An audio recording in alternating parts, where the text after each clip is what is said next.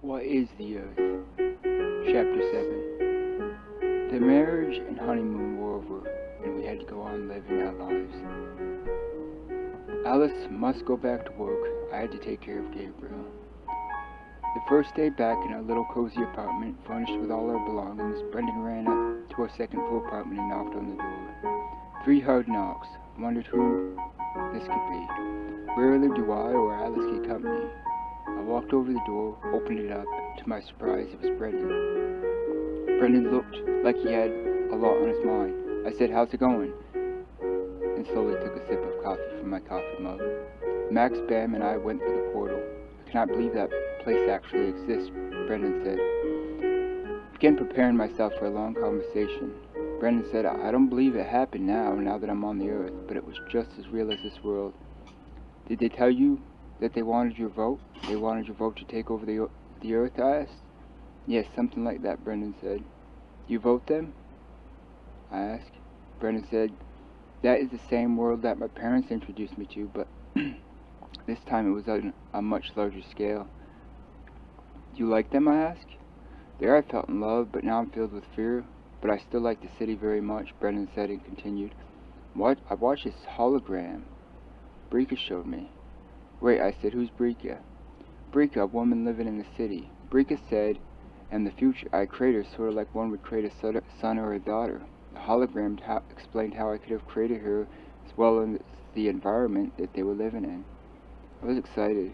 Brendon took a breath of air and said, "When we went to the city, we went to a part of the city that resembled Earth. We went to one of the large buildings and saw the people making money that could be used on themselves. The spaceman told me if I were to live in the city, I would work from home or go to such public places to work. If I were to type in public, I could socialize and motivate the universe, but if I were to stay home, that would be great too. There was so much in the city. I did see what appeared to be ballparks, food joints, people, movie theaters. There could be a lot to do within the city. If you do not mind heavy blood," Brendon was sort of laughing, mocking artificial gravity. I asked, "Did you figure out how you made Brika?" "Yes," I said. Brendon said, chuckling. "It took a long time." "And once Brika was mature, she too had the option to live in the city," Brendon added. As we were talking at the kitchen table, I heard Alice's key unlock the door. "This must be Alice," I said. She opened the door and walked into the kitchen and noticed Brendon and said, "Hi, Brendon." Brendon said hi and explained that it was getting late and he needed to be heading home. Still excited about my conversation with Brendon, I said to Alice, "Brendon went to the city. They showed him things he would create in the future. They showed him his children from beyond, just as they showed us Gabriel," I said. Alice said, "The city told me that it's hard to find a partner, but I found you. The universe knew I needed you, and they have been guiding me to you. Gabriel is your child, and we will be family. I love you." Alice said, warming up the environment. "I love you too, but you have to admit the feelings between us could be more. We need to get closer. I still feel as if we're living in separate houses," I said. Alice said, "I feel close to you. The only thing that separates you is the desire for the earth. I've looked into your eyes, but I do not see love. I've seen your future, and you're full of love. Sometimes I think you doubt Gabriel." "It's not that I doubt Gabriel, it's that the experience doesn't feel like the earth. Only when I was in the city did all things feel comfortable when it comes to not doubting Gabriel." As I was saying this, I started thinking about my own birth. Was I born in a natural way? I looked Alice in the eyes and said, "If you truly believe in Gabriel, then I will truly believe that I've been living a lie, that I'm the lie, but right now I can't be a lie, Alice. I have too much that I love about myself and the earth." Alice could sense I was hiding the wall that separated the earth from Orion. She, seeing that, gave me a childlike hug and said, "I love you and always will." After our conversation, I decided to get out of the house and go for a drive. Watching Gabriel 24/7 had me feeling as if I was stuck in the mountains in the middle of winter. It was sunny outside. I got excited as I noticed the sunlight bouncing off my car. Life will get better, I thought. I pulled out of the driveway, gladly received all the sun I could. As I was driving, the thought came to my mind that I had earlier while talking to Alice, that I come from the city. I considered going to my parents and asking them, but even if I had gone to my parents, I could not find the words to ask the question. I had to find answers, but where do I turn? "Bam, I could at least go talk to him," I answered. Knock, knock on Bam's front door. I hear Bam's footsteps. "Good, he's home," I mumbled. He turned the door handle and greeted me with a friendly hello. "Hi, Bam, I need someone to talk to," I said. "You can always talk to me," he replied. childbirth, I began to say. Did you ever wonder who created you and where were they when they did? Bam started saying, there are many answers to that question. Let us bring up the possibilities. Gods of love, the sun god, our parents, childbearing gods, or the place where my dog comes from, the bird. Which one gave life? My parents, I replied. Your parents must have been powerful gods, Bam said. Would that mean I came from Orion, I asked. I'm glad you asked that question because I'm still excited about Brendon and our adventure in the city. This time when we were there, girls appeared and they insisted that Brendon created them despite the fact that he hadn't yet, Bam said. Do you think Brendon was created in the city, I asked. They took him to the city before we did. I think Brendon was created from within the city, Bam said. I said, I still don't believe in it, Bam. I need to hear it from my parents. And not only do I need to hear it, but I also need to believe it. How am I supposed to give Gabriel life when everything about this is wrong? Babies do not just appear on one's living room floor, I demanded. Remember the time when we were in Florida? Summer Alice wanted us to spend with her? At the time she wanted you to play the father, Bam said. Then he looked at me and mumbled, maybe it was a test. What kind of test, I asked. A test of fate, Bam replied. If you had not played the father, it would have been an allusion to what Alice thought she saw in the city. Maybe Alice is struggling with this too. I mean, not to change the topic, but when my parents came to me with Lacey and told me that she was mine, that's all I needed to hear. The time is mine. There is not any other answer, Bam explained. I have to go see my parents, I said. Thanks, Bam. It was 3 o'clock in the afternoon, mid-summer, when I jumped in my car. It felt good to be out of the house. Turned the radio on. Rock and roll classic was playing on the radio. Life's good, I thought to myself. I opened the door to my parents' house. Mom, Dad, I yelled. In the kitchen, Mom said, I'm getting supper ready. Are you hungry? No, I replied. Alice is cooking. This will not take long. Glad to hear you, Dad said upon entering the kitchen. I need your help in the garage. I needed help moving a heavy engine from his car. I was happy to help. After all, I was there to get answers, and I was not sure how I would get it. See that giant piece of metal over there pointing to the back of the garage? You're going to move that inside the car, my dad said. Something about this did not feel right. My dad started bending over, but it was not next to the metal.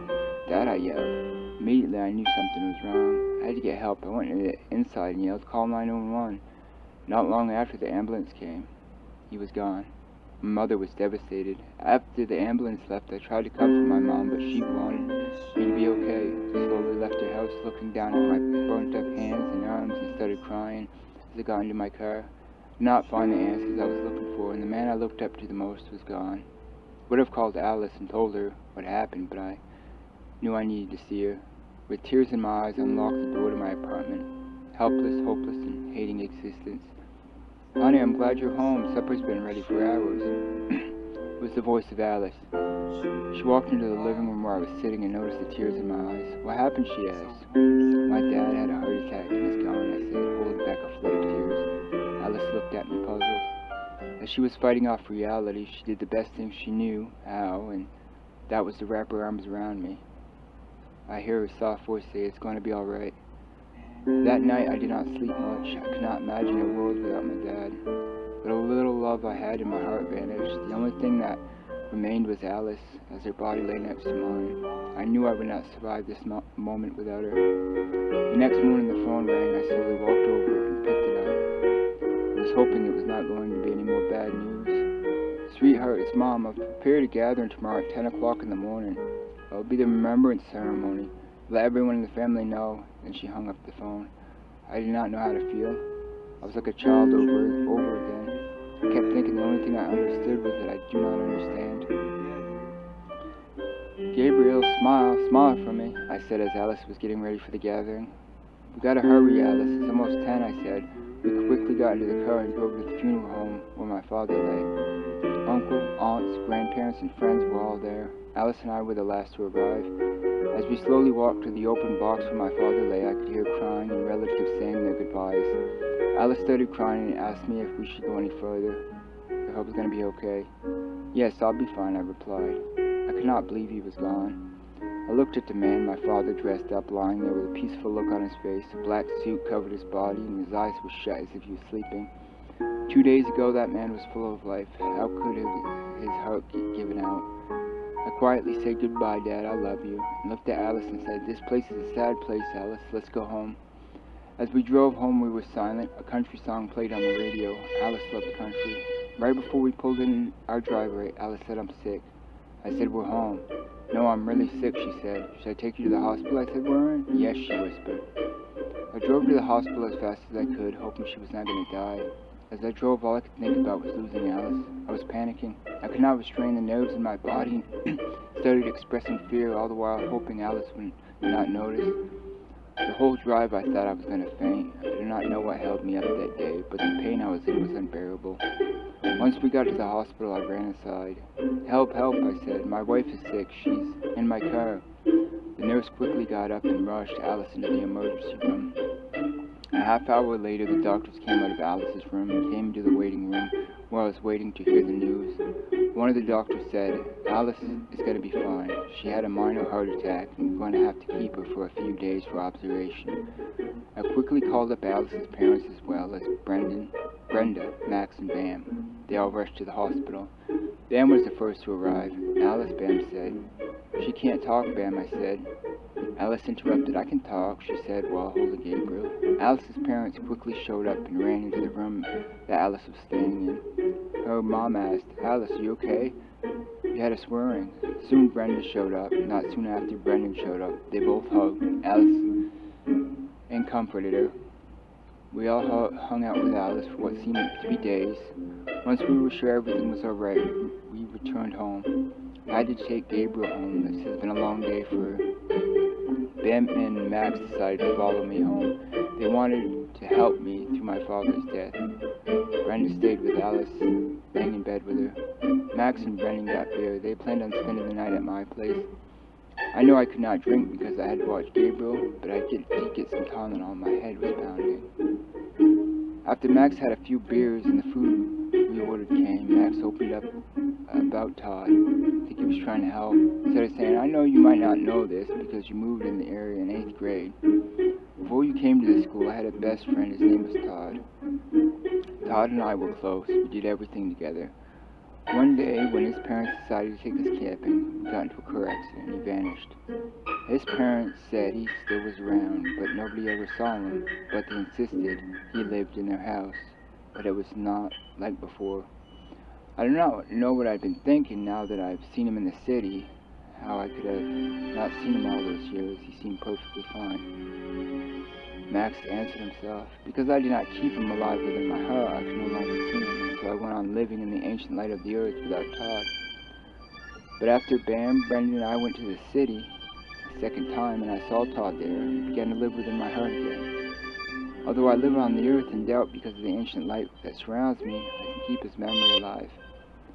Brendon, you must have seen and felt the love when we saw Todd, seen and felt the love and possibilities of worlds and lands, not of the earth, when we saw Todd, as if our present knowledge of what our leaders have, was only part of the bigger, much bigger world, without they even knowing about it," Max added.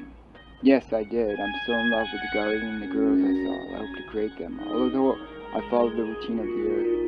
But I doubt how I could have a home in the city, and I wonder if the girls that I saw were my creation, rather than nothing, the nothing of darkness and unanswered questions," Brendon answered. "Max, do you think my father is now living in that city?" I asked. "Yes, I do, because children can only be created through powerful people, and powerful people don't have a heart attack," Max answered. "Remember, whatever is on Earth is living in the past light of the stars that shined here billions upon billions of years ago. What we see here is unfinished," Max explained. I had a small idea of what they were talking about, but could not get my mind to think anything but my experience on the earth. When I was growing up, I embraced life as it was, not as the future of greatness. I had to admit to myself that I held on to my father's heart attack as a solution and answer. The next morning, upon waking up, I noticed Brendon and Max were gone. Beer cans were everywhere. I investigated Gabriel's crib, happy to see her lying there. I bent over, picked her up, and she was a happy baby. I placed her in my arms, brought her to my face, and kissed her. I knew from her giggle that she needed something to eat. I grabbed the bottle that Alice placed in the fridge yesterday and started feeding Gabriel. What am I going to do this day, I thought, while listening to Gabriel's mouth gently sucking on a bottle. I know we had to go see Alice, but before we did, I needed to see my mom. It was still early in the morning, 6 o'clock. I got Gabriel dressed and drove 5 miles to my mom's house. "Mom," I said, as I opened the front door to her house. "I'm in here, dear," she said. She was still in bed. That's unusual for her. Most of the time, she's dressed up and ready for the day by 4. My mom and dad were always early birds. They were that way since I was born. They had to be ready for anything at any time. "Do you mind company?" I asked, as I grabbed a kitchen chair and placed it next to my mom's bed.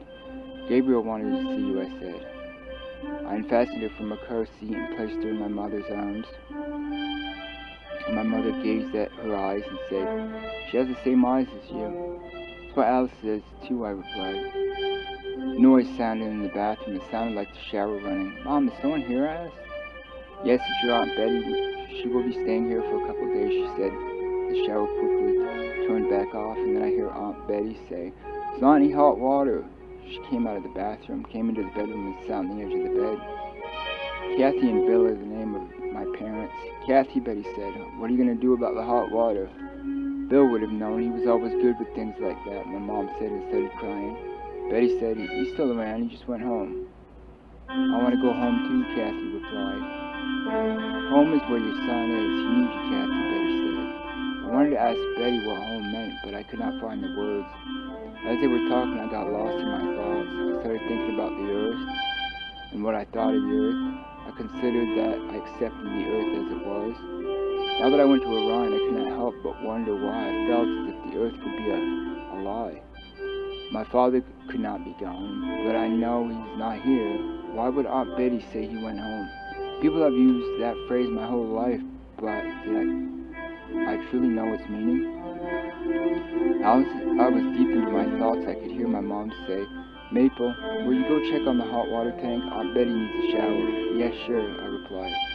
I gazed over at Gabriel, knowing she was in the loving arms of my mom, and went down to the basement. For some strange reason, as I walked down the steps to the basement, I started sensing my dad. I almost wanted to say Dad, but was unsure what would happen if I heard him say something back. If he was in the basement, it was not something I was ready to deal with. I found the circuit breaker and flipped it on and off, and the hot water tank turned on. Good, that must have been the problem. Now Betty can take a shower. I quickly ran up the stairs, shut the door, and noticed the shower running. Betty must have heard the hot water tank turn on. "Thank you, dear," my mom said upon entering the room. "Mom, are you going to be alright?" I said, knowing I had to leave to go see Alice. "I'll be alright as long as I know you're alive," she answered. I had so many questions to ask, but I could not find the words, so I kissed my mom on the forehead, placed Gabriel in a car seat, and went to see Alice. I got to the hospital at 8 o'clock in the morning. Morning dew was still on the ground, and a chill was in the air. I walked into the hospital, wondering what room they put Alice in. I decided to ask the nurse, "Which room is Alice Burke in?" 305, the friendly nurse replied. I gently knocked on the door. I could hear Alice say, "Come on in." "Alice, how you doing?" I asked. "I have great news. The doctors are going to let me go home today, but they advised me not to go back to work for a while," she answered. I brought Alice home that morning. Once home, she agreed to stay in bed. "I love you," Alice said as we were eating lunch. "I love you too, and I do not know what I'd do without you. I'd blame you for the minor heart attack, but I know it was not your fault. There was nothing you could have done about it," I said. "We live in the city," she replied, "meaning in the future we live together." When she said that, her face lit up. I could see the child within her. I could remember what she said about how hard it was for the city to find her a mate. As her face glowed, I could not help but continue to look in her eyes and wonder what life would be like behind the night sky. She wants me, I thought. She wants me to be with her. Not on the earth, although we were on the earth together. She wanted me as a soulmate, a mate that existed in the city. Although I never considered it till now, she did not want the earth mate. She wanted someone who could make Gabriel with her. As I was looking into her eyes, I could not help but fall in love with her childlike characteristics. We talked until evening, and as she fell asleep, I decided to take a journey to the cabin we rented when we were younger. The cabin that we noticed a strong force beneath it connected with us. It was abandoned now. I could easily get on the inside. Quick drive, and I was there. I looked up at the stars. I looked at the same spot we saw the blinking light. Just a few months prior to that, I met Alice. It was freshman year. Strange things were happening throughout the country. Cell phone age had begun. Nothing ever came out of it. I suppose my parents were right when they pushed it off as a normal occurrence. Looked up at the night sky, wondering if the light would blink, but it did not. I went into the cabin we rented years ago. It still smelled and looked the same, except the wall opposite the lake had begun to fall. I can remember Alice, Bam, and Max and Brendon all making energy to communicate with a strange force that had consumed America. As I reflected on the good times I had, I could hear someone outside. I opened the door to see who or what it could be. As I opened the door, I could make it a man coming out of the bushes. At first, I thought it was Fur Mike. It looked like him, but it could not have been because I could see the scars on his face. "Hello," I said. "What are you doing out here in the middle of the night?" I asked, trying to convince the man that I had purpose to be at the camp, covering up my burns. "Looking for company," the man said. "And you're the guy who got hurt at the paper mill explosion," he said, looking down at my hands and my scars. "That was me. How do you know?" I asked. "I saw the scars on your hands and put two and two together," he answered. "You want to go for a swim?" I asked. "Yes," he said, looking for an adventure. Put my toes in the water to check out the temperature. Was reluctant to go in. It was a cold, heavy breeze coming from the distant forest. Not for Mike. He jumped right in, followed Mike's example, and got into the water. The icy water almost made me cry out, but I covered it up. Mike swam over to me to push my head in the water. We both laughed. He acted and talked like Mike, but it could not be unless the earth was no longer the earth I grew up on. Everything around me expressed there was just another man at the beach. All the beach was convincingly pleasant. Midsummer beach, convincingly pleasant. He seemed like another guy I know. His name's Mike. As well, I said. Mike gave me a puzzled look and said, maybe in another life. "Okay, the water's a bit too cold for me," I said, and swam back to shore. After the swim, Mike invited me back to his camp, and then offered me some food. We ate and talked until almost 10 o'clock. I knew I had to get home. "I have to get home, Mike," I said. He said, "in another life." I walked to my car, drove off. "Alice, I'm home," I said. Alice must be sleeping, I thought. I saw Gabriel lying in her crib. She had a smile on her face and started babbling as she moved her arms and legs. I walked into the bedroom and noticed Alice open her eyes. I said, "I just saw the strangest thing happen." I went for a swim with a guy named Mike. He looked and talked just like the Mike who was working when the machine exploded. "Then it was Mike," she said. Now it could not have been. Everything around expressed who it was. Even my own body would not accept a Mike without the scars on his face. "Some reason for the entire lack," I said. She replied, "Why don't you write down everything you don't accept about the reality of Orion?" I was about to say no. Alice added, "Seriously, because it was probably Mike from within the city, but you just don't trust it, being in love with the past light of the earth." "As you do that, I'll work harder on being your wife," Alice said, picking up a notebook and handing it to me.